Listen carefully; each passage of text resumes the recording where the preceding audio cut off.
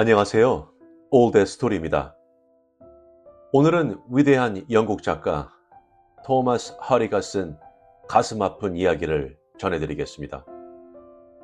작가는 아마도 누구보다도 사람, 자존심, 운명이 어떻게 비극으로 엮여 들어가는지 잘 알고 있었던 작가인 것 같습니다. 오늘 작품의 제목은 아내를 위하여입니다. 이 소설은 작은 해변 마을로 우리를 데려갑니다. 그곳은 선원과 상인들이 사는 세상이며 끊임없는 바다에 의해 형성된 단순한 삶이 있는 곳입니다. 이 이야기의 중심에는 한때 가장 친한 친구였던 두 여자와 그들 중 한 명에 대한 그녀의 헌신으로 인해 그들 모두를 슬픔으로 이끄는 남자가 있습니다. 그럼 어떤 이야기가 펼쳐질지 편안한 마음으로 감상하세요.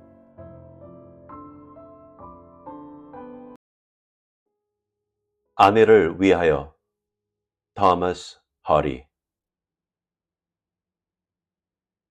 헤이븐 풀 시에 있는 성 제임스 교회의 내부는 무겁게 드리운 겨울 오후의 구름 때문에 차츰 어두움이 짙어지고 있었다.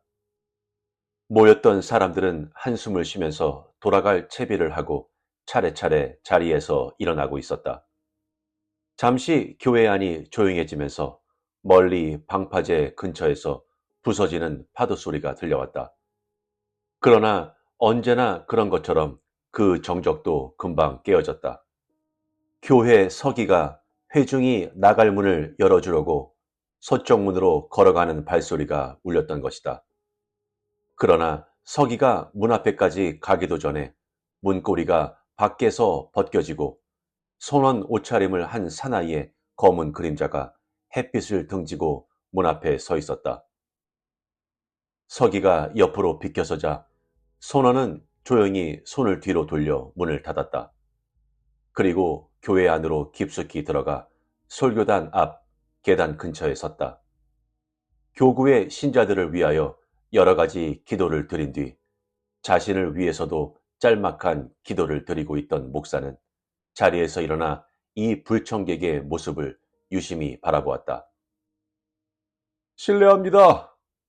선원은 회중 모두에게 확실히 들릴 만한 목소리로 목사에게 말을 건넸다. 사실은 배가 조난을 당했는데 위험한 고비에서 구조를 받았기 때문에 그 감사를 드리려고 찾아왔습니다.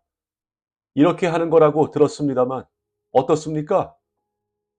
목사는 잠깐 아무 말도 하지 않았으나 이윽고 머뭇거리면서 대답했다. 물론 좋습니다. 다만 여느 때라면 그런 얘기는 예배를 보기 전에 미리 말씀해 주셔야 합니다. 그러면 보통 감사 기도에 그 말을 넣을 수 있으니까요. 하지만 괜찮으시다면 바다에서 폭풍우를 만난 뒤에 드리는 기도 형식이 있으니까 그거라도 읽어드릴까요? 네, 네. 어떻게든 잘 좀 부탁드립니다. 기도서 가운데 감사 기도가 실려있는 페이지를 서기가 가르쳐 주자 목사는 곧 그것을 소리내어 읽기 시작했다. 선원은 그 자리에서 무릎을 꿇고 한마디 한마디 분명한 목소리로 목사를 뒤따라 읽었다. 그동안 꼼짝도 하지 않고 서서 일이 되어가는 모양을 지켜보던 사람들도 그를 따라 기계적으로 무릎을 꿇었다. 그들은 설교단 옆 계단 가운데서 혼자 떨어져서 가만히 무릎 꿇고 있는 선원의 뒷모습에서 눈을 떼지 않았다. 그는 제단 쪽을 향하여 모자를 옆에 두고 두 손을 모았다. 사람들의 눈에 자기의 모습이 어떻게 비치는지에 대해서는 전혀 의식하지 않은 것 같았다. 감사 기도가 끝나자 그는 자리에서 일어섰다.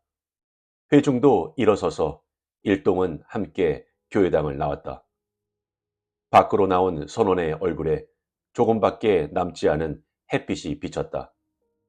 그러자 오래전부터 이 마을에 살고 있는 사람들은 이 사나이가 요 몇 년 동안 헤이븐 풀에서 자취를 감추었던 젊은이 쉐이드렉 졸리프라는 것을 깨달았다.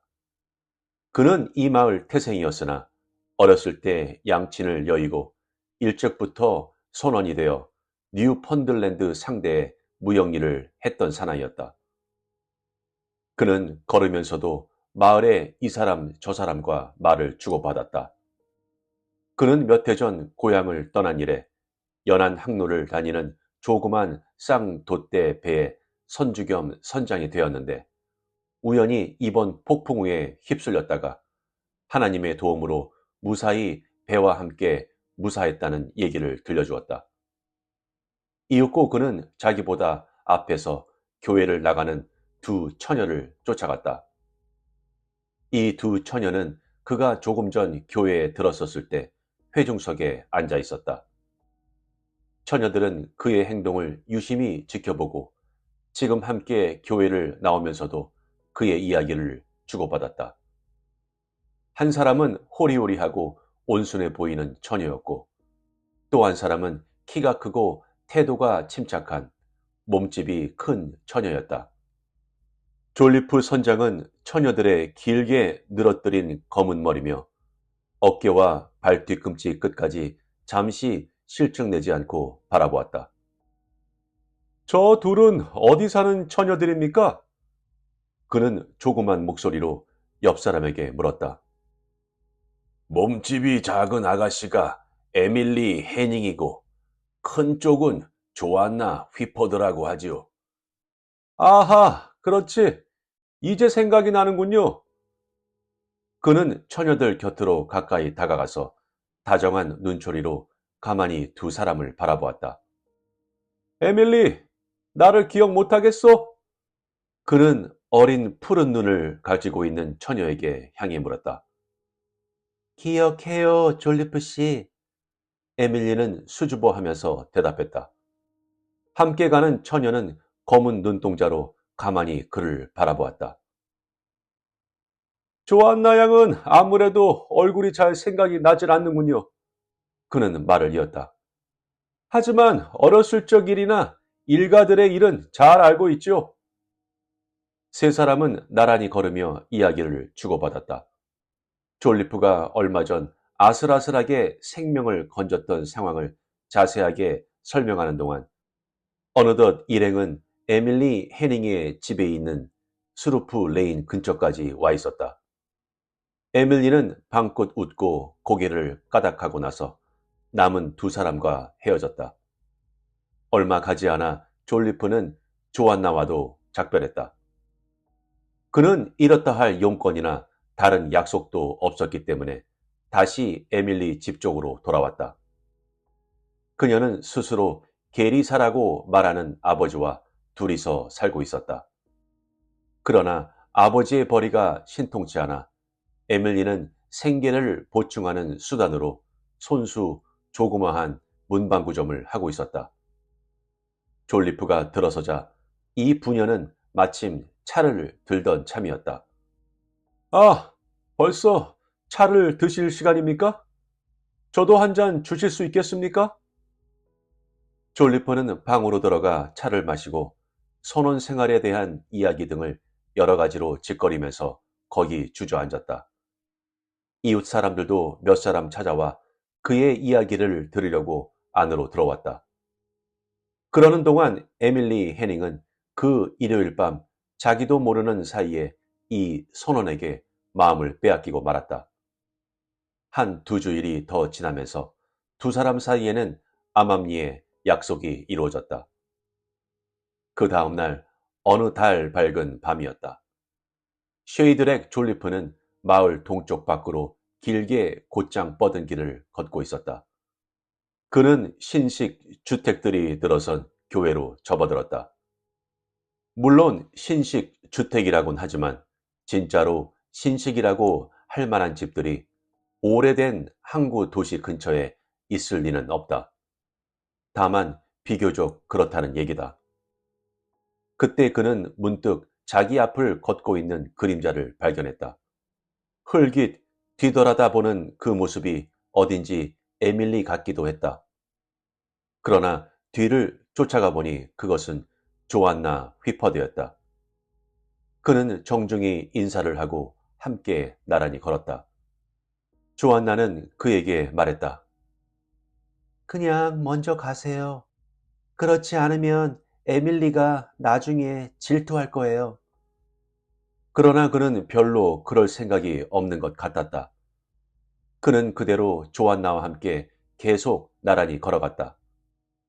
이날 이 산책 도중에 서로 어떤 말을 주고받았는지 또 어떤 일을 했는지 졸리프는 자신도 나중에는 기억이 분명치 않았다.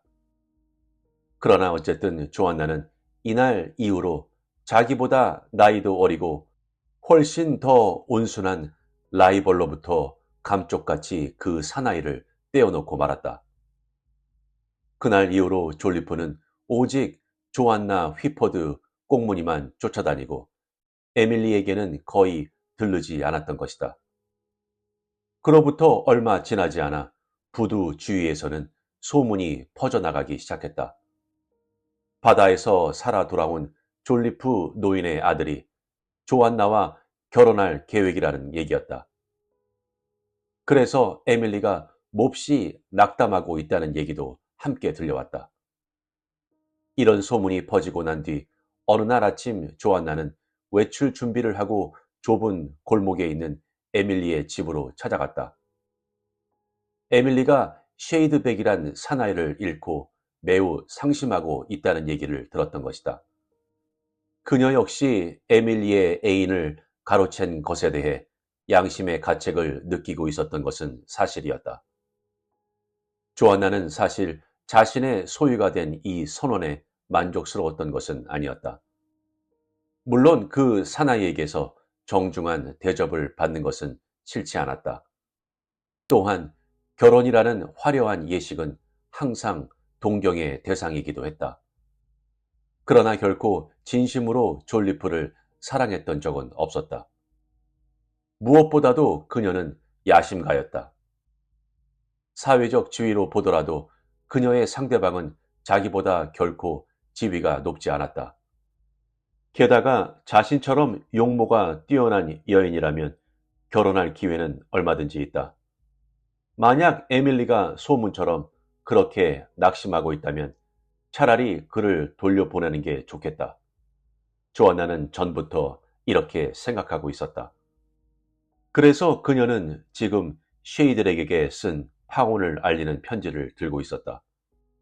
자기 눈으로 직접 확인해보고 진정 에밀리가 그렇게 슬퍼하고 있다면 그 편지를 쉐이들에게 직접 붙일 계획이었다. 조안나는 스루프 레인의 옆 골목으로 들어서서 길보다 조금 위치가 낮은 문방구점으로 내려갔다. 이 시간에는 에밀리의 아버지가 집에 있는 일이 거의 없었다. 게다가 불러도 아무 대답이 없는 것을 보면 에밀리도 집을 비운 것 같았다. 원래 손님이 많지 않았기 때문에 5분 정도 가게를 비워도 아무 문제가 없었다. 조안나는 그 조그만 가게 앞에 서서 에밀리가 돌아오기를 기다렸다. 그 가게에서 파는 물건들도 아주 보잘것 없었으나 에밀리는 여성다운 솜씨를 발휘해 별로 값도 나가지 않는 물건들을 보기 좋게 진열해 놓고 있었다. 잠시 후 진열장 밖에 어떤 사람의 그림자가 나타났다. 그 사람은 6펜스짜리 문고본, 종이따발, 실로 매달아 놓은 판화 따위를 살펴보고 있는 것 같았다. 그는 쉐이드렉 졸리프 선장이었다. 그는 집안에 에밀리가 혼자 있는지 확인하고 싶어서 안을 들여다봤던 것이다. 조안나는 에밀리의 채취가 남아있는 그곳에서 그를 만나고 싶지는 않았다. 그래서 가게 안쪽 거실로 통하는 문으로 살그머니 몸을 숨겼다. 그녀는 에밀리와 친했기 때문에 집안 구석구석 잘 알고 있었고 지금까지도 종종 그렇게 드나든 일이 있었다. 졸리프는 가게 안으로 들어섰다. 칸막이 유리에 드리워진 커튼 너머로 그의 모습이 보였다. 그는 에밀리가 보이지 않아 실망하는 것 같았다.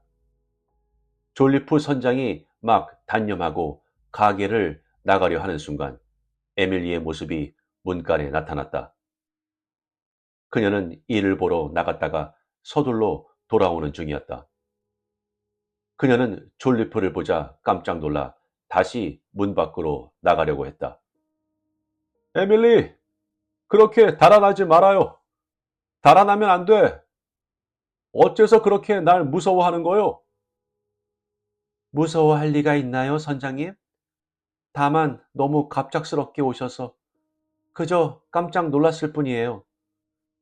그녀의 목소리는 그녀가 깜짝 놀랐다는 것, 정말 심장이 덜컥 내려앉을 정도로 깜짝 놀랐다는 것을 잘 나타내고 있었다. 지나가다가 잠깐 들렀소. 졸리프는 말했다. 혹시 종이라도 필요하신가요? 에밀리는 얼른 카운터 뒤로 돌아갔다. 아니요, 에밀리.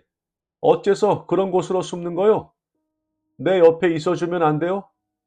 나를 무척 원망하는 것 같군요. 원망하다니 그럴 리가 있나요? 제가 어떻게... 그렇다면 이리로 나오세요. 서로 점잖게 이야기를 나눌 수 있도록 말입니다.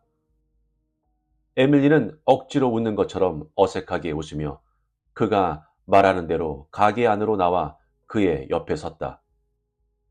이제야 착한 아가씨가 된 것 같군요. 그는 말했다. 선장님, 그런 말씀은 마세요. 그런 말씀은 다른 사람에게 해주실 사람은 따로 있으니까요. 그래요. 잘 알겠소. 하지만 에밀리, 나는 오늘 아침까지도 당신에게 나를 조금이라도 생각하는 마음이 있는지 알지 못했소. 그렇지 않았다면 내가 그런 짓을 했을 리가 없지 않소. 그야 나도 조안나에게는 호의를 갖고 있지요. 하지만 그 아가씨는 처음부터 나를 친구 이상으로 여기지는 않았어요. 겨우 이제야 나도 누구에게 내 아내가 되어달라고 청혼해야 할 것인지 알게 된 거죠. 이봐요, 에밀리. 바다에서 오랫동안 항해를 하고 돌아오면 남자들은 누구나 박쥐처럼 눈이 멀고 말죠. 여자들을 보고서 전혀 분간을 할 수 없게 되는 겁니다. 어느 여자나 다 똑같이 그저 여자로 보일 뿐이에요. 이 사람 저 사람 가릴 것 없이 모두 예뻐 보이는 겁니다. 그래서 상대가 자기를 사랑하는지 그렇지 않은지 좀 더 훌륭한 아가씨를 만날 수 있는지 따위는 생각도 하지 못하죠. 그래서 누구나 쉽게 손에 잡히는 사람에게 달려가는 겁니다. 나는 처음부터 당신이 좋았어요. 하지만 당신이 너무 수줍어하는 데다 뒤로 꽁무니를 빼는 바람에 내가 이렇게 귀찮게 따라다니는 것이 싫은 모양이라고 생각했어요. 그래서 조안나에게 갔던 거죠. 그만, 제발 그런 말씀은 이제 그만하세요, 졸리프 씨. 제발 부탁이에요. 에밀리는 가슴이 미어지는 듯 그렇게 말했다. 다음 달이면 조안나와 결혼할 예정인데 그런 말씀은 하시면 안 돼요. 그런. 에밀리! 사랑스러운 에밀리! 졸리프는 이렇게 외치면서 에밀리의 자그마한 몸을 두 팔로 억세게 껴안았다. 그녀가 미쳐 그의 행동을 눈치챌 사이도 없이 순식간에 벌어진 일이었다.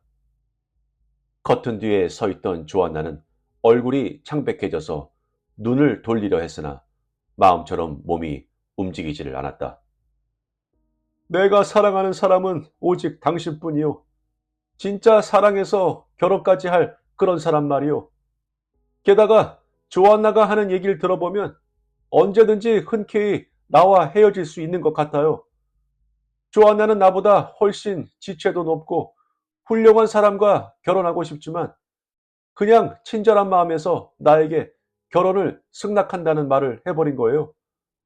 그런 멋진 아가씨야 사실 나처럼 하찮은 선원의 아내가 되기엔 적당치 않죠.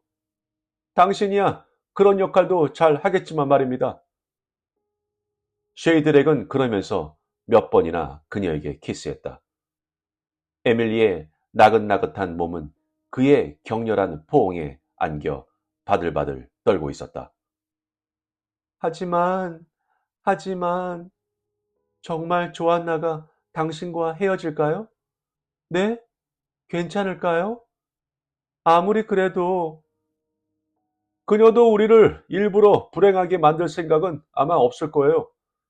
틀림없이 흔쾌하게 양보해 줄 겁니다. 정말, 정말 그게 사실이라면 좋겠지만, 하지만 이젠 정말 돌아가셔야 해요. 선장님. 그래도 쉐이드렉은 자리를 뜨지 않고 얼쩡대고 있었다. 그러나 이윽고 어떤 손님이 가게로 들어와 1페니짜리 복납을 사는 바람에 그는 가까스로 그 자리를 떠났다. 조안나는 이 모든 것을 지켜보면서 가슴속에 질투의 불길이 파랗게 타오르는 것을 느꼈다. 그녀는 주위를 둘러보고 몰래 그 집을 빠져나갈 셈이었다. 어떻게 해서든 에밀리가 눈치채지 못하도록 몰래 그 집에서 나와야 했다. 그녀는 거실에서 복도로 살며시 빠져나가 거기서 앞문 쪽으로 돌았다. 그리고 발소리를 죽이며 밖으로 나갔다. 두 사람이 애무하는 장면을 지켜본 조안나는 애당초 에밀리를 찾아왔을 때 마음속으로 했던 결심을 완전히 뒤집어 버렸다. 이제는 무슨 일이 있어도 쉐이드렉을 놓칠 수 없다. 그녀는 집으로 돌아오자마자 자기가 썼던 편지를 불태워 버렸다. 그리고 나서 졸리프 선장이 자기를 찾아오더라도 몸이 불편해서 만날 수 없노라고 이르도록 어머니에게 부탁했다. 그러나 쉐이드렉은 조안나를 찾아오지 않았다. 그 대신 그는 자기의 솔직한 심정을 밝힌 편지를 써서 보내왔다. 언젠가 그녀가 졸리프 선장에게 그에 대한 자신의 마음은 우정 이상의 것이 아니라고 솔직히 밝힌 적이 있는데 그 말처럼 이젠 두 사람 사이에 약혼을 취소해 주었으면 한다고 부탁하는 편지였다. 쉐이드렉은 편지를 쓰고 나서 하숙집에 죽치고 앉아 멀리 부두와 그 너머 섬들을 바라보면서 답장이 오기를 기다렸다. 그러나 눈이 빠지게 기다려도 답장은 오지 않았다. 그는 점점 마음이 불안해져서 견딜 수 없었다. 그러던 어느 날 저녁, 그는 하숙집을 빠져나와 거리로 나왔다. 조아나를 찾아가서 자신의 운명이 어떻게 될 것인지 확인하지 않고서는 견딜 수 없었던 것이다. 조안나의 어머니가 나와서 지금 딸의 기분이 좋지 않아 그를 만날 수 없노라고 전했다. 그러나 이야기를 듣고 보니 결국 그의 편지가 그녀의 그 슬픔의 원인이었다는 것이었다. 부인, 그 편지의 내용이 어떤 것인지는 대강 아실 테죠? 그는 물었다. 휘포드 부인은 알고 있다고 대답했다. 그리고 그것 때문에 지금 자기 모녀의 입장이 매우 난처해졌노라고 덧붙였다. 그 말을 듣자 쉐이드렉은 자기가 뭔가 큰 죄라도 저지른 것 같은 기분이었다. 그래서 만약 자기가 보낸 그 편지 때문에 조안나가 그렇게 고민한다면 그것은 뭔가 오해가 생긴 것이라고 말했다. 그는 자기로서는 그녀를 안심시키려고 한 일이라고 변명했다. 만약 그 편지가 자신의 의도와 달리 엉뚱한 결과를 빚어냈다면 자신으로서는 어디까지나 약속은 약속대로 이행할 생각이라고 그는 말했다. 그러니 그 편지는 아예 처음부터 없었던 것으로 생각해 주기를 바란다는 얘기였다. 다음 날 아침 그는 조안나가 보내온 전가를 받았다. 그녀가 오늘 밤 어떤 모임에 참석할 텐데 거기서 돌아올 때 그가 집에까지 바래다 주었으면 한다는 것이었다. 그는 그녀가 말한 대로 했다. 마을 공회당에서 집으로 돌아오는 도중에 조안나는 그와 팔짱을 끼고서 이렇게 말했다. 우리 사이는 이제 완전히 그전처럼 된 거죠? 그렇죠? 쉐이드렉. 그 편지는 잘못 쓰신 거죠? 아, 그래요. 전과 똑같지요. 그는 대답했다. 당신이 그렇게 해달라고 말한다면 말입니다. 전 당신이 그렇게 해주시기를 바래요. 그녀는 조그만 목소리로 그렇게 소곤댔다. 그러다가 그녀는 문득 에밀리를 생각하고는 얼굴이 굳어졌다. 쉐이드렉은 종교적인 데다가 고지식한 사나이였다. 자기의 약속을 지키는 것은 그에게 생명처럼 소중한 일이었다. 두 사람은 그 후 얼마 지나지 않아 결혼식을 올렸다. 그보다 앞서 졸리프는 에밀리에게 자신의 뜻을 전했다. 조안나가 자신에게 냉담하다고 생각하는 것은 자신이 잘못 판단했던 것이라고 말했던 것이다. 결혼한 뒤 한 달 만에 조안나의 어머니가 갑자기 세상을 떠났다. 그래서 신혼부부는 자질구레한 살림살이에까지 일일이 신경을 써야만 했다. 부모를 모두 잃었기 때문에 조안나는 남편을 다시 바다로 내보낼 생각이 도무지 생기질 않았다. 그러나 문제가 있었다. 도무지 그가 집에서 할 일이 없었던 것이다. 두 사람은 서로 상의한 끝에 팔려고 내놓은 큰 길가 식품 가게를 인수하기로 했다. 그 상점은 재고 상품과 단골 거래처까지 그대로 인수자에게 넘긴다는 얘기였다. 쉐이드렉은 장사에 대해서 전혀 몰랐다. 조안나 역시 아무것도 모르기는 마찬가지였지만 그래도 이럭저럭 일을 하면서 장사를 새로 배워볼 생각이었다. 그들은 이 식품점을 운영하는데 모든 힘을 다 기울였다. 그들은 몇 년 동안이나 가게를 꾸준히 운영했지만 그다지 많은 돈을 벌지는 못했다. 부부 사이에는 두 아들이 태어났다. 아이 어머니는 그 아이들을 정말 눈에 넣어도 아프지 않을 만큼 귀여워했다. 그녀는 남편에 대해서는 실상 단 한 번도 진실한 사랑을 느껴보지 못했지만 아이들을 위해서는 어떠한 고생도 마다하지 않았다. 그러나 장사는 도무지 번창하지 않았다. 그래서 그녀가 자식들의 교육이나 장래를 위해 모처럼 뭔가 해보려고 해도 냉엄한 현실 앞에서는 무기력하게 빛이 바랄 수밖에 없었다. 아이들은 모두 평범한 교육을 받았다. 하지만 집이 바닷가였던 때문인지 아이들은 점점 항해술이나 모험 따위 그 나이 또래의 을에 흥미를 느끼는 것에 마음을 빼앗기게 되었다.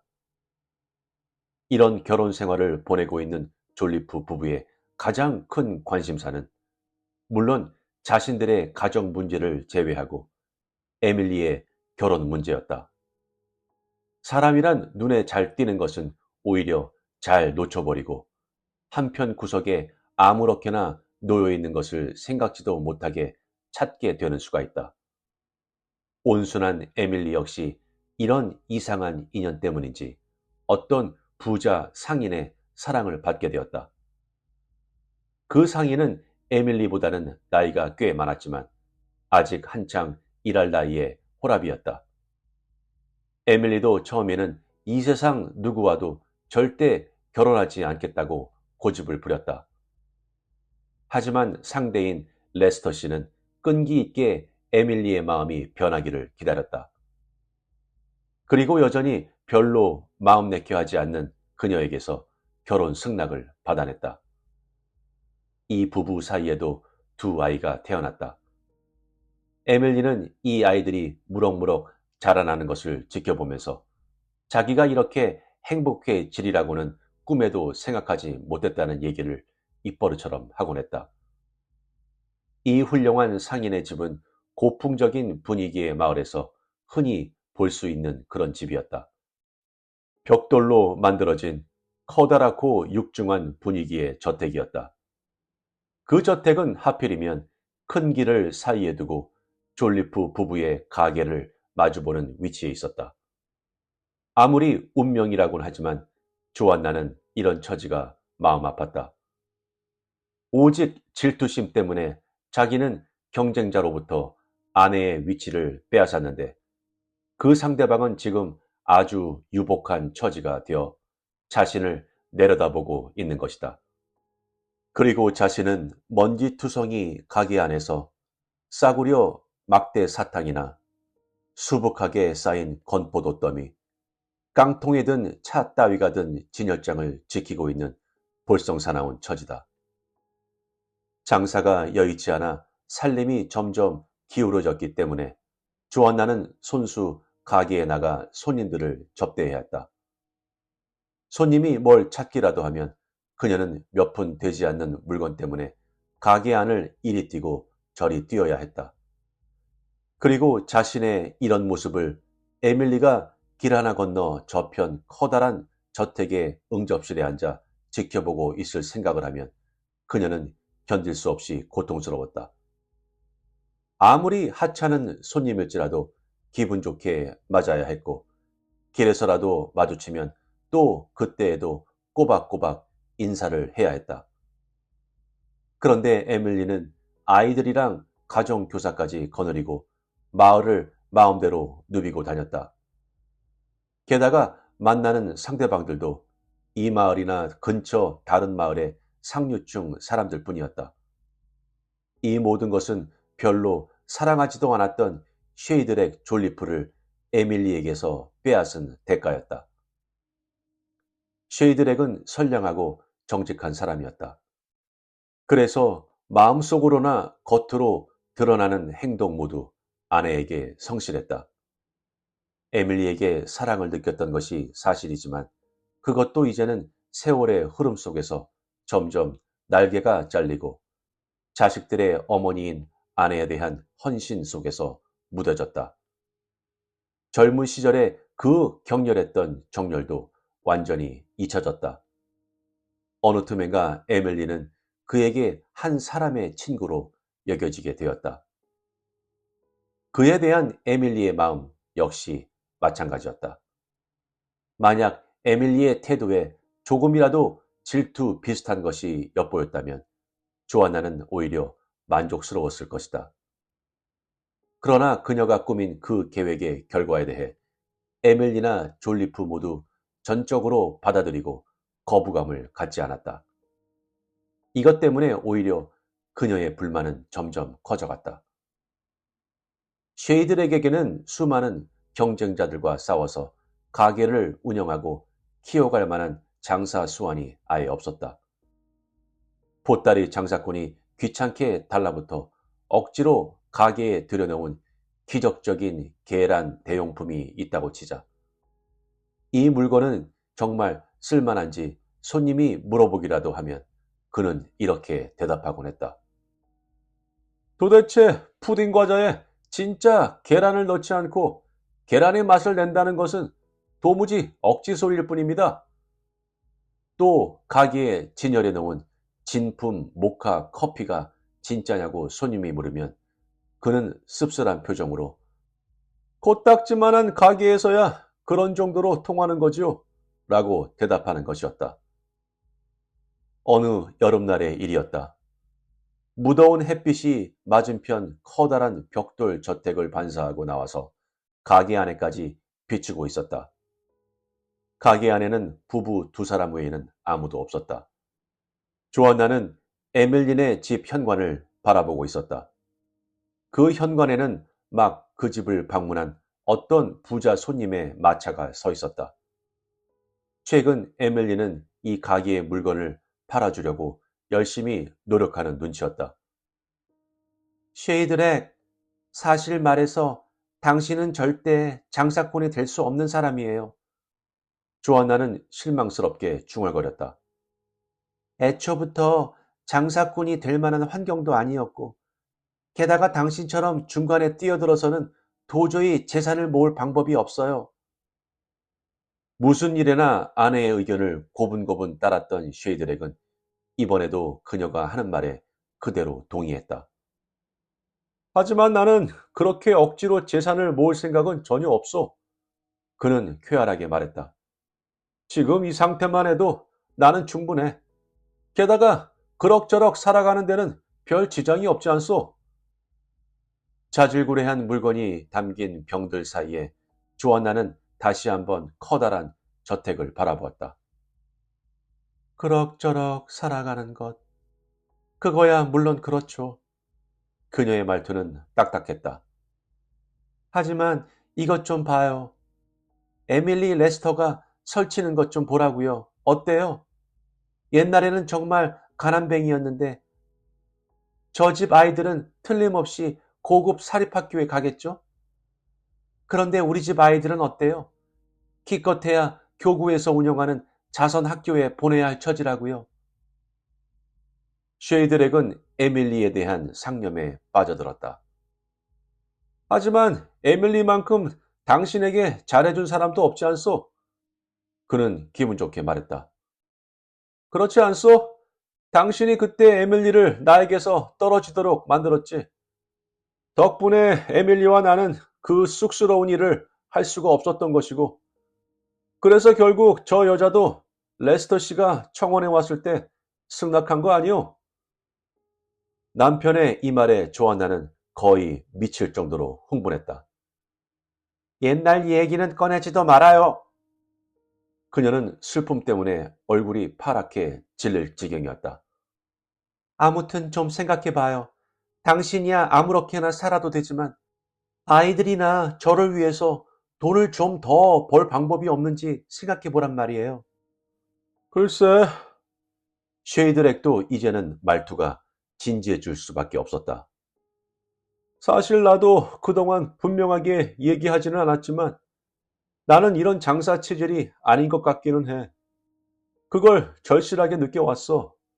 나는 좀 더 활기를 펴고 일할 만한 곳이 필요해. 이런 데서 친구나 이웃 사람들에게 둘러싸여 찔끔거리며 사는 건 내게 맞지 않아. 뭔가 마음껏 뛰어놀 수 있는 넓은 곳이 좋아. 나도 내게 맞는 일을 하면 누구 못지않게 부자가 될 수 있을 거요. 글쎄, 그렇게 좀 해보세요. 그래, 당신에게 맞는 일이라면 어떤 게 좋을까요? 다시 배를 타야겠지? 선원의 아내란 거의 과부 생활이나 마찬가지다. 그래서 남편을 일부러 집에 붙잡아둔 사람은 다름 아닌 조안나 자신이었다. 그러나 조안나의 그런 본능적인 생각조차 지금 그녀의 야심 앞에서는 짓눌릴 수밖에 없었다. 틀림없이 잘할 수 있어요? 그것 외에는 다른 방법이 없지. 그래서 쉐이드렉, 당신은 가고 싶은 거예요? 사실 그다지 재미가 있어서 가는 건 아니지. 바다에는 아무 즐거움도 없어. 좋았나? 사실은 집에 편안하게 앉아 있는 것이 훨씬 더 좋다오. 솔직하게 말해서 나라고 해서 바다가 뭐 그다지 좋겠어? 이건 옛날에도 마찬가지였어. 하지만 당신이나 아이들의 행복을 위해서라면 얘기가 또 다르지. 나처럼 태어나면서부터 뱃사람으로 자라난 경우에는 역시 재산을 모으려면 바다로 나가는 수밖에 없단 말이오. 시간이 오래 걸릴까요? 돈을 모으는데 말이에요. 글쎄, 그거야 뭐라고 딱 부러지게 말하기는 어렵지. 별로 시간이 오래 걸리지 않을 수도 있겠지. 다음날 아침 쉐이드렉은 옷장에서 옛날에 입었던 선원용 웃옷을 꺼냈다. 그것은 옛날 바다에서 이 마을로 돌아왔을 때 몇 달 동안 입고 다녔던 바로 그 옷이었다. 그는 옷에 좀을 털어낸 다음 그것을 입고 부두 쪽으로 갔다.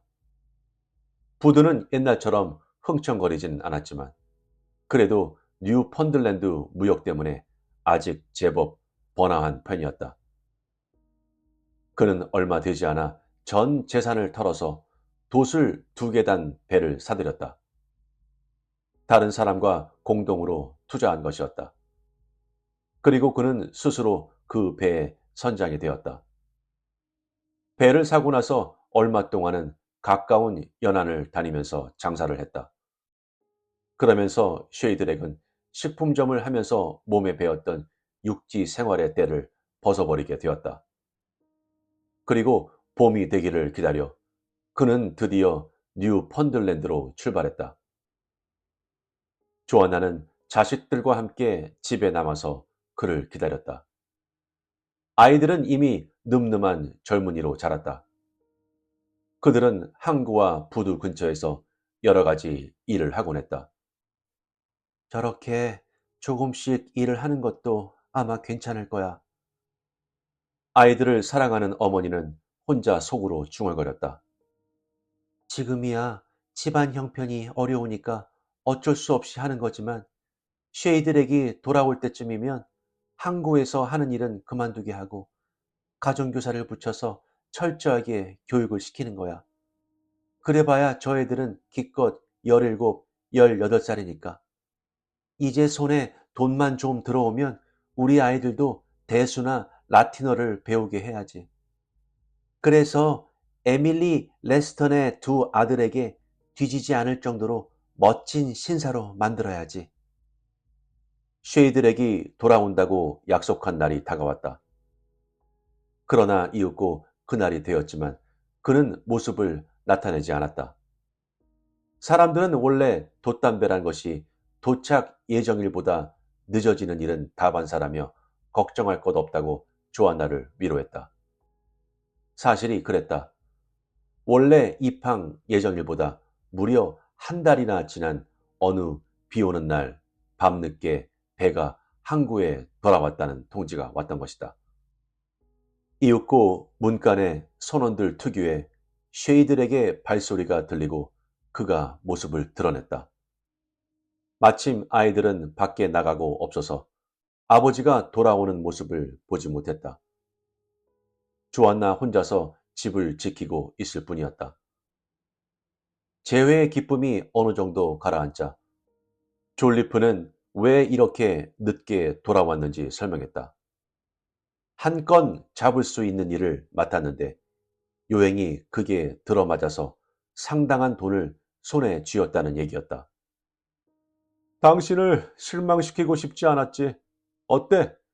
이것을 보면 그래도 꽤 마음에 들 거야. 옛날 이야기에 나오는 콩나무에 올라갔던 제크가 거인을 죽이고 가져온 주머니처럼 쉐이드렉은 묵직하고 커다란 가죽 주머니를 꺼냈다. 그는 그 주둥이를 끄르고 속에 든 것을 꺼냈다. 난로 곁 낮은 의자에 앉아있던 아내의 무릎 위로 1파운드 금화며 1기니짜리 금화가 소리를 내며 쏟아졌다. 그 무게 때문에 그녀의 옷자락이 마룻바닥에까지 축 늘어질 지경이었다. 자, 어때? 쉐이드렉은 의기양양하게 말했다. 어떻소? 내가 말하지 않았어? 꼭 뭔가 보여주겠다고 말이야. 어때? 응? 그러나 돈을 손에 쥔 최초의 흥분이 가라앉자 이미 그녀의 얼굴에는 조금 전처럼 환희의 빛이 반짝이지 않았다. 참 많군요. 하지만 이게 다예요? 이게 다냐고 좋았나?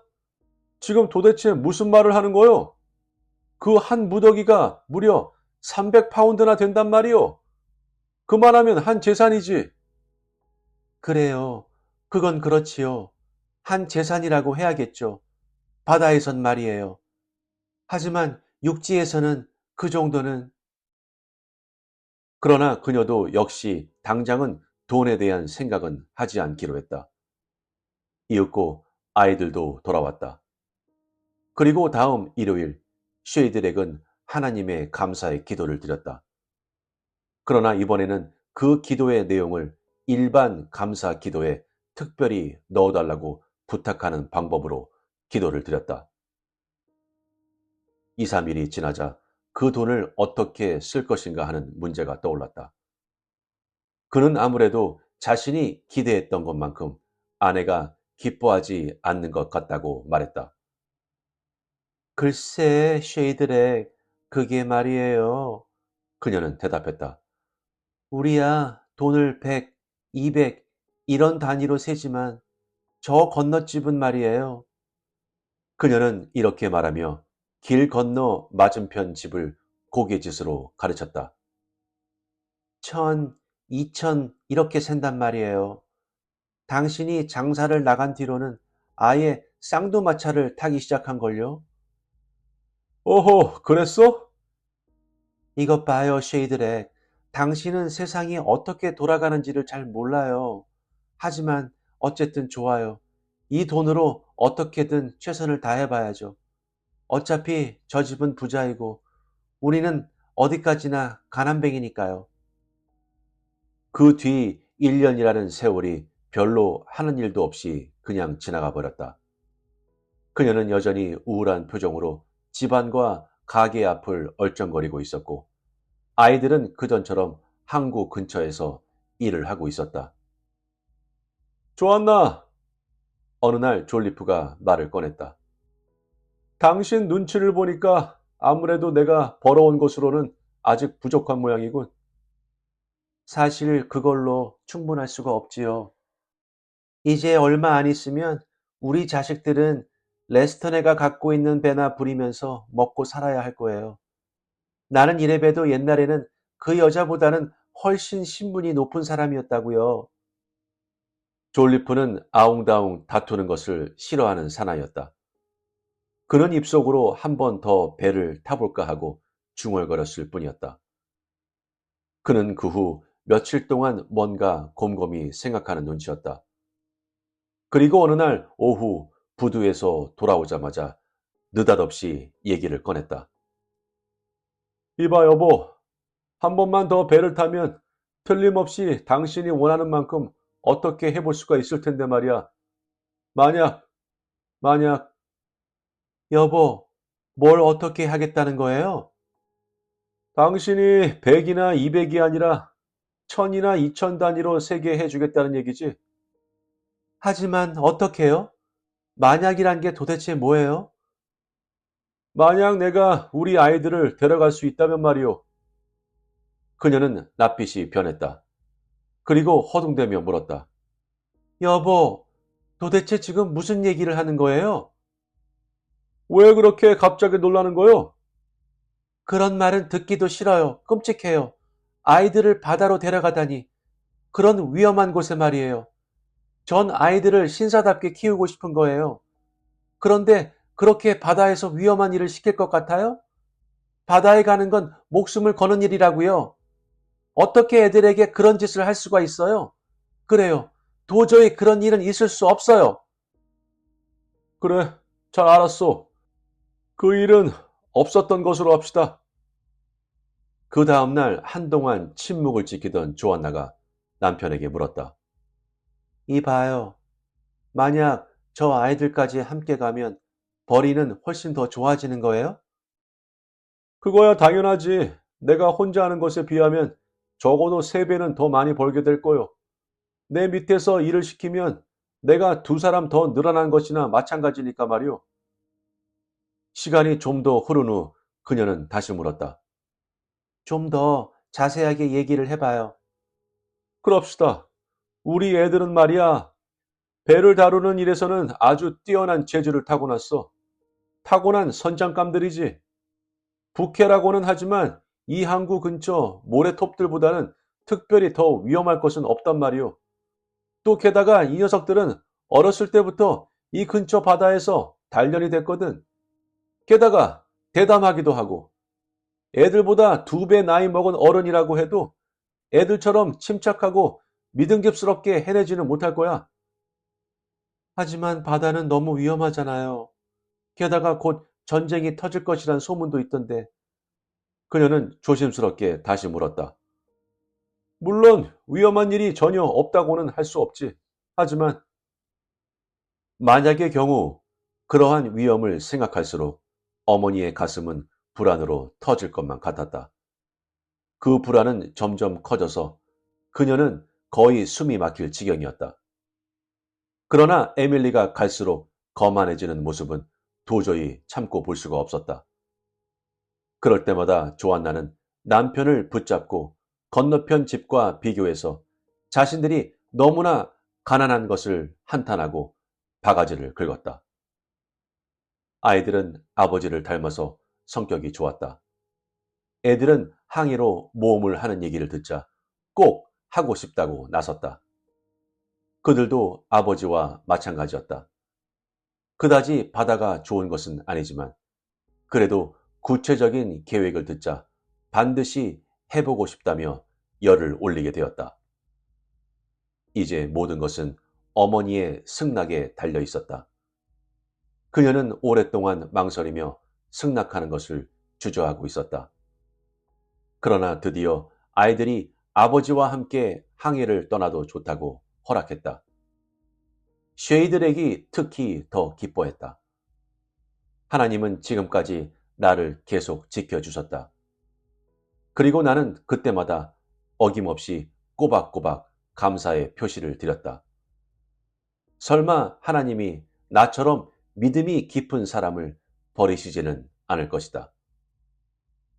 졸리픈의 재산은 모조리 이 항해에 쏟아부었다.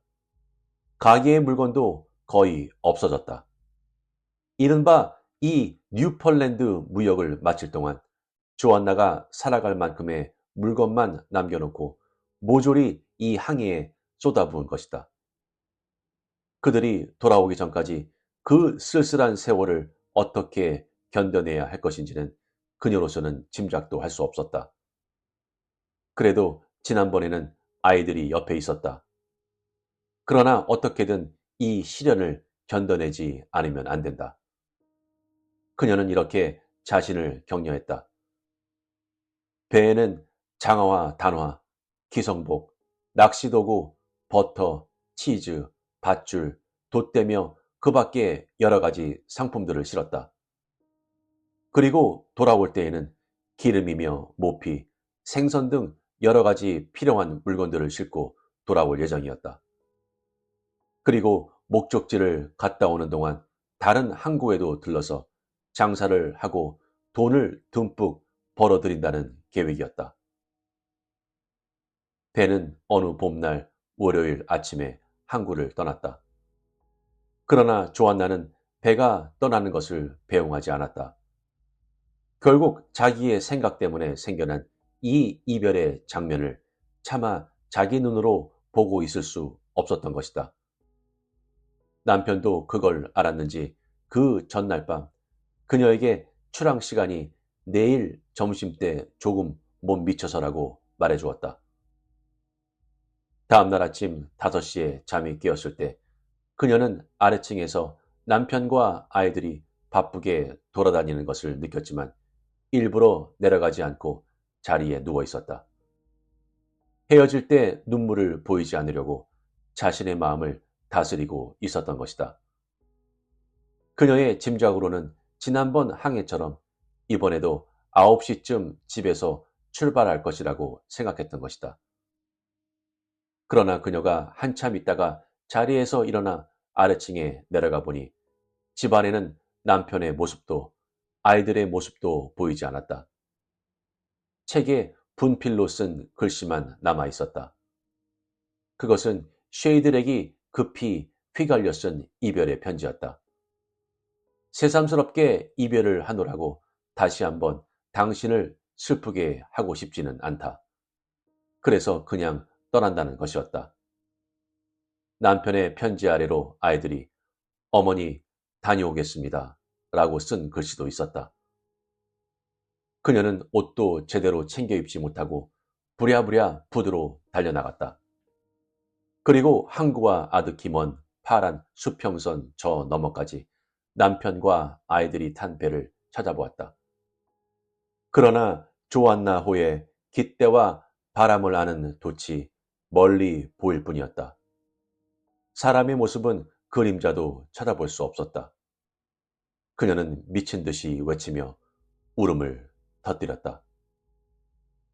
내가 보냈어. 내가 저들을 보낸 거란 말이야. 집으로 돌아와 분필로 쓰여진 어머니 다녀오겠습니다 라는 글씨를 보고 그녀는 다시 가슴이 갈기갈기 찢어지는 것 같았다.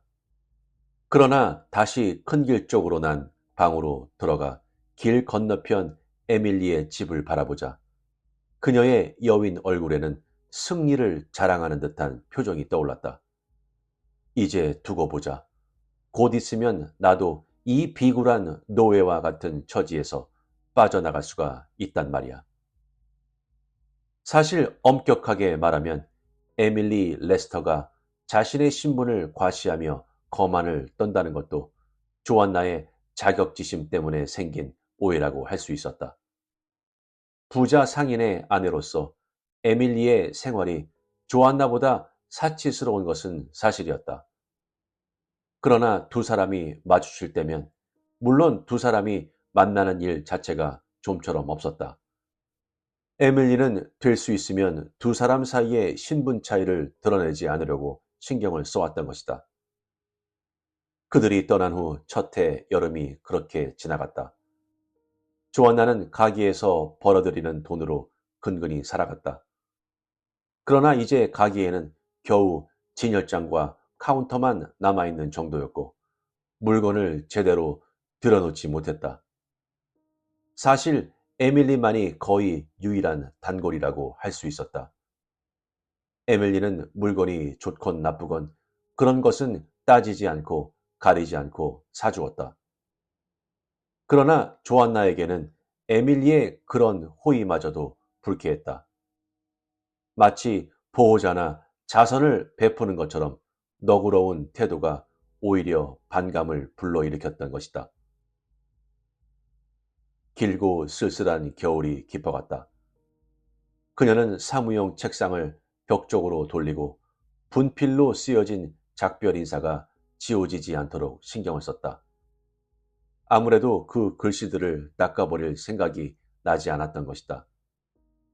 조안나는 몇 번이나 눈물이 글썽해져서 그 글씨들을 바라보았다. 훌륭하게 장성한 에밀리의 아이들이 크리스마스 휴가를 맞아 집으로 돌아왔다. 그들에게는 이제 어느 대학에 진학할 것인지가 화제거리였다. 그러나 조안나는 마치 물속에 잠긴 사람처럼 가만히 숨을 죽이고 눈을 꼭 감고 있었다. 이제 한 번만 더 여름이 지나가면 무역 기간이 끝나는 것이다. 이윽고 그 기간도 다 끝나갈 무렵 에밀리는 어렸을 적에 친구를 찾아갔다. 벌써 몇 달째 남편과 아이들에게서 아무 소식도 없어 조안나가 무척 근심하고 있다는 소문을 들었기 때문이었다. 조안나는 말없이 에밀리를 맞았다. 에밀리가 좁은 카운터를 스쳐 지나면서 가게 안 응접실로 들어올 때 그녀의 비단 치맛자락이 사각사각 자랑스럽게 소리를 내는 것이 조안나의 귀에 들렸다. 너는 모든 게 다 잘 됐는데 나는 완전히 그 반대야. 왜 그렇게 생각해? 이제 남편이랑 아이들이 한 재산 벌어서 돌아올 거라고 다들 그러던데. 에밀리는 이렇게 대답했다. 아, 정말 그들이 돌아올까? 이렇게 불안한 건 여자로서는 이건 도저히 견딜 수 없어. 생각해 보렴. 세 사람이 모두 한 배에 타고 갔단 말이야. 그런데도 벌써 몇 달째 아무 소식도 없으니 말이야.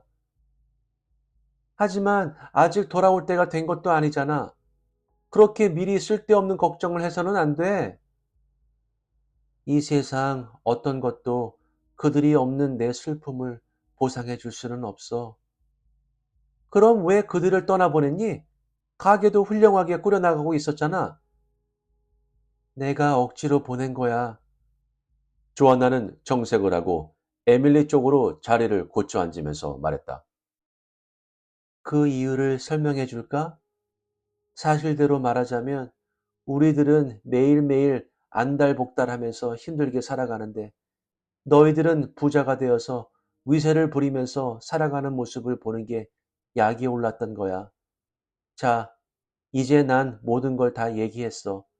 날 미워하든 말든 알아서 하렴. 내가 널 왜 미워하겠니, 조안나? 조안나의 불안이 괜한 것이 아니었다는 것이 이윽고 밝혀졌다. 가을이 지나고 배가 들어와야 할 때가 진작 지났는데도 모래톱 근처 수로에는 조안나 호는 그림자도 비치지 않았다. 드디어 근심하지 않을 수 없는 때가 된 것이다. 조안나 졸리프는 불이 타오르는 난로 옆에 앉아 있으면서도 밖에 바람이 요란하게 불며 지나갈 때마다 몸을 떨었다. 그녀는 원래부터 바다를 무서워하고 싫어했다. 바다는 거대한 생물과도 같았다. 여인의 슬픔을 기뻐하는 매정하고도 요란스러운, 도저히 어떻게 해볼 수가 없는 그런 생물이나 마찬가지였다. 하지만 그들은 반드시 돌아올 거야.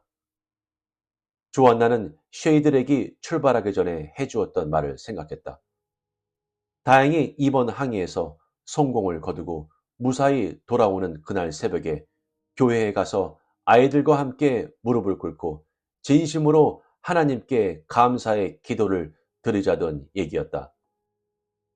오래전 그가 조난을 당했지만 무사히 이 항구로 들어왔던 바로 그때처럼 말이다. 조안나는 아침이나 저녁이나 빠짐없이 교회에 나갔다. 그리고 거기 설교단의 가장 가까운 맨 앞자리에 앉았다. 그녀의 시선은 옛날 쉐이드렉이 아직 젊은이였을 그 무렵 무릎 꿇었던 계단 앞에 언제나 못 박혀 있었다. 20년 전 바로 그날 그가 무릎 꿇었던 바로 그 자리를 그녀는 한치도 틀림없이 기억하고 있었다. 당시 무릎을 꿇었던 그의 뒷모습도 그리고 그 옆 계단에 놓여있던 그의 모자도 그녀는 다 기억하고 있었다. 하나님께서는 자비로운 분이시니 남편은 틀림없이 다시 돌아와 저곳에 무릎을 꿇게 될 것이다. 그가 말한 것처럼 아들 둘을 양옆에 하나씩 앉히고서 말이다. 조지는 저기에, 짐은 바로 여기에. 예배를 보면서 가만히 그 장소를 지켜보고 있는 동안 그녀에게는 돌아온 세 사람이 그곳에 무릎 꿇고 있는 모습이 눈에 보이는 것 같았다. 두 아들의 훤칠한 뒷모습 사이로 남편이 앉아 늠름한 모습으로 기도를 드리며 머리를 동쪽으로 향하고 있는 것 아닌가. 공상은 점차 발전하여 거의 환상이라고 할 정도가 되었다. 지쳐버린 눈을 계단으로 돌릴 때마다 거기에는 반드시 세 사람의 모습이 보이게 됐다. 그러나 그들은 돌아오지 않았다. 자비로우신 하나님께서는 아직 그녀의 영혼을 구제해 주시지 않았다. 그것은 그녀의 죄의 보상이었다. 가장 사랑하는 육친을 자신의 야심의 노예로 만들어버린 대가로 그녀가 치러야 하는 고통이었던 것이다. 그리고 이윽고 그것은 죄의 보상의 차원을 넘어 그녀의 마음은 거의 절망 상태에 빠졌다. 입항 예정일로부터 벌써 몇 개월이 지났지만 배는 돌아오지 않았다. 조안나의 눈과 귀는 언제나 그들 일행이 돌아오는 기척을 느끼곤 했다. 넓은 바닷가가 한눈에 들어오는 항구 위 언덕에 서면 멀리 끝없이 펼쳐진 수평선 위로 남쪽으로 파도를 헤치고 가는 조그마한 점이 눈에 들어온다. 그러면 그녀는 그것이야말로 틀림없이 조안나호의 돛대 꼭대기가 보이는 것이라고 생각했다. 집안에 있을 때에도 큰 길이 부두로 이어지는 마을 끝 창고 모퉁이에 뭔가 잘 알 수 없는 누군가 부르는 소리가 떠드는 소리가 들리면 그녀는 깜짝 놀라 자리에서 벌떡 일어섰다. 그리고는 외쳤다. 저것 봐! 그들이 오고 있어! 그러나 소리를 낸 것은 그들이 아니었다. 일요일 오후면 언제나 교회 설교단 옆 계단에 무릎을 꿇었지만 그녀가 보는 세 사람의 환영은 끝내 현실이 되어 나타나지 않았다. 가게도 이미 바닥이 드러난 것이나 마찬가지였다. 고독과 슬픔에 지친 나머지 그녀는 완전히 기운이 빠져버려서 최소한의 상품조차도 들여놓지 못했던 것이다. 그러자 곧 마지막 손님마저도 가게에 발걸음을 끊었다. 에밀리 레스터는 이렇게 딱한 처지를 보다 못해 될 수 있는 대로 손을 써서 이 비참한 여인을 도우려고 했다. 그러나 그녀의 이런 노력은 여지없이 거절을 당하곤 했다. 너는 꼴도 보기 싫어. 네 얼굴을 쳐다보기도 싫단 말이야. 에밀리가 찾아가서 도와주려고 할 때마다 조안나는 언제나 목이 쉰 낮은 목소리로 이렇게 말하곤 했다. 하지만 조안나, 난 어떻게든지 너의 힘이 되어주고 싶어. 그래서 너를 위로해주고 싶은 거야. 에밀리는 이렇게 말했다. 너는 신분이 다르지. 돈 많은 남편과 멀쩡한 아이들이 있는 행복한 마나님 아니야? 그런데 나처럼 죽지 못해 사는 이 머리 허연 할망구에게 무슨 볼 일이 있다는 거냐? 조안나, 이렇게 하면 좋겠어.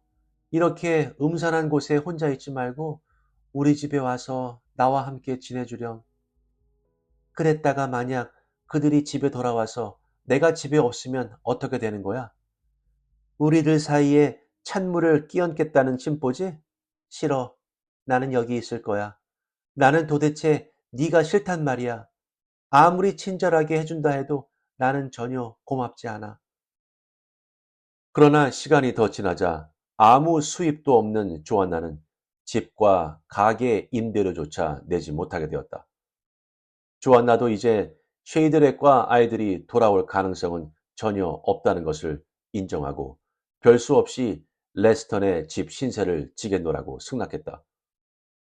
레스턴은 3층의 방을 그녀 혼자서 쓰도록 내어주고 가족 누구와도 얼굴을 마주치지 않고 자유롭게 드나들 수 있게 해주었다. 조안나는 이미 머리에 하얀 서리가 내려앉고 이마에도 깊은 주름살이 새겨졌다. 몸도 무척 여위고 가늘어졌고 허리도 구부정해졌다. 그러나 그녀는 아직도 돌아오지 않는 그 사람들을 눈이 빠지게 기다리고 있었다. 그리고 어쩌다 계단에서라도 에밀리와 마주치면 이렇게 말하는 것이었다. 네가 어째서 나를 이곳에 데려왔는지 나는 다 알고 있어. 그들이 돌아왔을 때 내가 집에 없는 것을 보고 실망해서 다시 나가버리게 하려는 거지? 그렇게 해서 내가 너에게서 쉐이드렉을 가로챈 복수를 하려는 거지? 에밀리 레스터는 슬픔에 짓눌린 여인의 입에서 나오는 이러한 비난을 참았다. 그녀 역시 다른 헤이븐풀 마을 사람들과 마찬가지로 쉐이드렉과 아이들은 모두 바다 및 해초더미 사이로 사라져버린 게 분명하다고 생각했다. 배가 난파한 것이 뻔하다고 체념해버린 지도 벌써 몇 년의 세월이 더 흘렀다.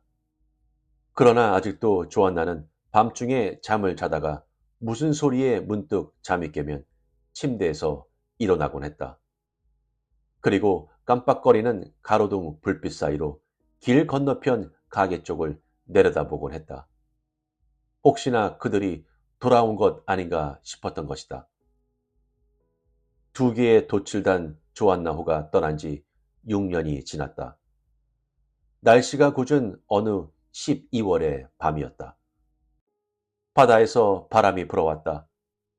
바다 냄새가 물씬 풍기는 안개가 마치 젖은 플란넬 천처럼 사람의 얼굴을 덮는 것 같았다. 조안나는 최근 들어서 좀처럼 느껴본 적이 없는 열정과 확신을 갖고 돌아오지 않는 사람들을 위하여 평소처럼 기도를 드렸다. 그리고 11시쯤 잠이 들었다.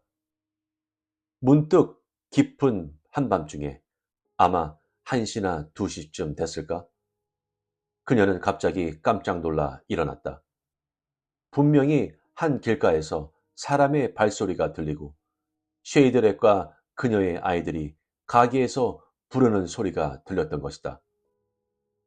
그녀는 침대에서 뛰어내렸다. 그리고 자기가 무엇을 걸쳤는지조차 깨닫지 못하고 에밀린의 저택에 융단을 깐 넓은 계단을 구르다시피 뛰어내려왔다. 그녀는 현관 테이블에 촛불을 켜놓았다. 그리고 문의 빗장과 쇠사슬을 벗겨내고 한 길로 뛰어나갔다. 부두에서 한 길로 몰려오는 안개 때문에 바로 눈앞에 있는 가기의 모습조차 제대로 보이지 않았다. 그러나 그녀는 눈 깜짝할 사이에 큰 길 건너편으로 넘어갔다. 그런데 어떻게 된 일일까? 거기에는 사람의 그림자라곤 눈을 씻고 봐도 찾을 수 없었다. 이 불쌍한 여인은 미친 듯이 맨발로 길거리를 왔다 갔다 헤맸다. 그러나 그래도 역시 사람의 그림자는 전혀 보이지 않았다. 그녀는 옛날에는 자기 집이었던 가게 앞으로 돌아왔다. 그리고 그 집 문을 있는 힘껏 두드렸다.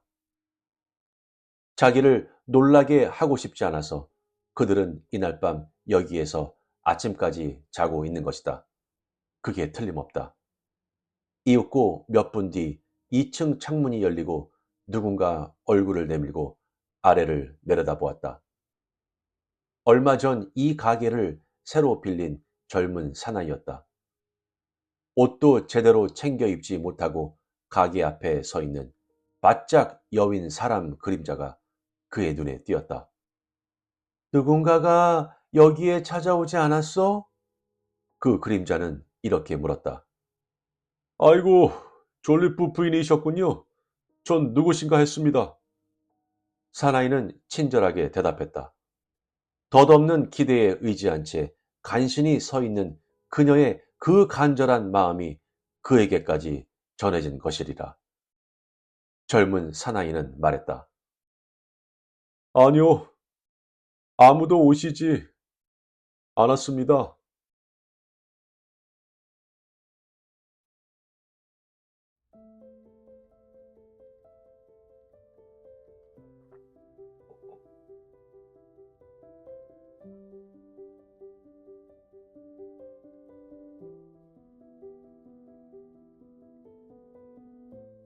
어떠셨나요? 음, 사랑으로 시작해서 상실로 끝나는 이야기인 것 같습니다. 작가의 천재성은 그가 얼마나 은밀하게 긴장감을 조성하는지에 있습니다. 이 이야기에는 악당도 큰 범죄도 없습니다. 그저 평범한 사람들, 평범한 희망, 그리고 바다처럼 삶을 가라앉힐 수 있는 사소한 질투들만 있을 뿐입니다. 그의 세상은 행복한 결말이 아닌 운명과 인간의 나약함에 의해 지배됩니다. 조안나는 오직 남편이 성공하고 존경받고 다른 사람들이 주는 듯한 위안을 자신에게 가져다 주기를 바랐습니다. 그리고 그 꿈을 향해 그를 밀어붙이는 과정에서 그녀는 사랑하는 모든 것을 잃게 되죠. 작가는 때로는 우리가 누군가에게 가장 원하는 것이 그 사람에게나 우리에게 가장 좋은 것이 아닐 수도 있다는 점을 상기시켜 주는 것 같습니다. 제가 느낀 점은 작가는 우리에게 일종의 거울을 보여준 것 같은데요. 질투와 자부심, 갈망과 같은 평범한 감정들이 어떻게 우리를 조용히 비극으로 이끌 수 있는지 말이죠. 그리고 제 생각에는 제목 자체가 가장 잔혹한 반전이기도 합니다. 아내를 위하여. 헌신처럼 들리는 것이 파괴로 변하죠. 우리의 선한 의도가 때로는 우리를 폭풍 속으로 곧장 몰아넣을 수 있다는 것을 보여주는 작가의 방식인 것 같습니다. 그렇다면 여러분이 만약 조안나였다면 남편에게 그 항해를 떠나라고 권했을까요? 아니면 있잖아 여보, 그냥 우리 바닷가에서 조개 껍데기를 캐서 그것 갖고 팔자 라고 했을까요? 꼭 알려주세요. 구독과 좋아요는 영상 제작에 많은 힘이 됩니다. 감사합니다.